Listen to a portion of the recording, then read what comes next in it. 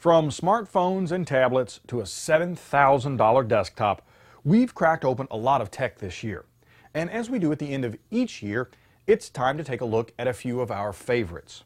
I'm Bill Detweiler, and during this special episode of Cracking Open, I'm counting down my top 5 teardowns of 2012.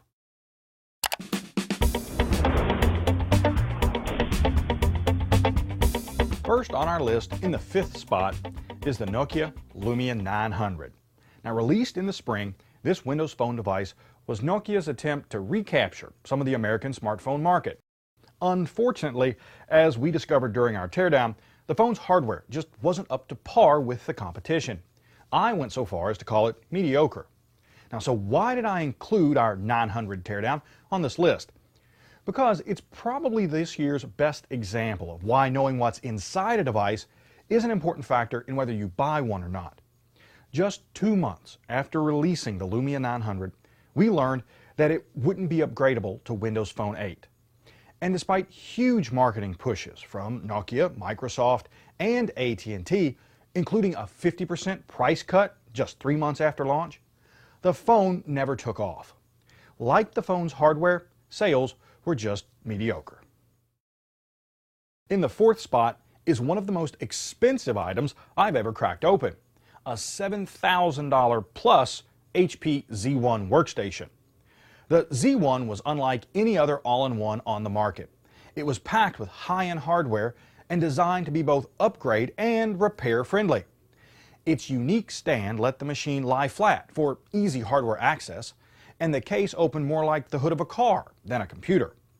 You could remove most of the internal components without using tools, and despite having 6 cooling fans, it was remarkably quiet. This machine was definitely one of the most unique and enjoyable cracking opens of 2012. Third on our list is the highly anticipated Google Nexus 7. Assembled by ASUS, the first Google-designed tablet had solid hardware, a good design, and a great price, $199 US. As I discovered, it was also a snap to crack open and had easily replaceable hardware. Now, even with the release of the Kindle Fire HD, iPad Mini, and Nook HD, CNET's Eric Franklin still believes that overall, the Nexus 7 is the best small tablet you can buy. And I agree. The 2nd spot on our list is held by another highly anticipated tablet, Microsoft's Surface with Windows RT.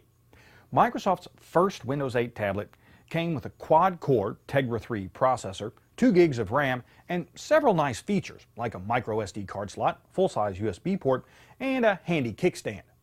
Unfortunately, it was also a pain to crack open and disassemble.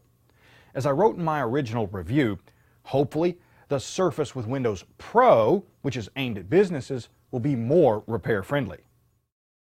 Well, we've reached the end of my top teardowns list, and sitting in the top spot is Apple's 15-inch MacBook Pro with Retina display.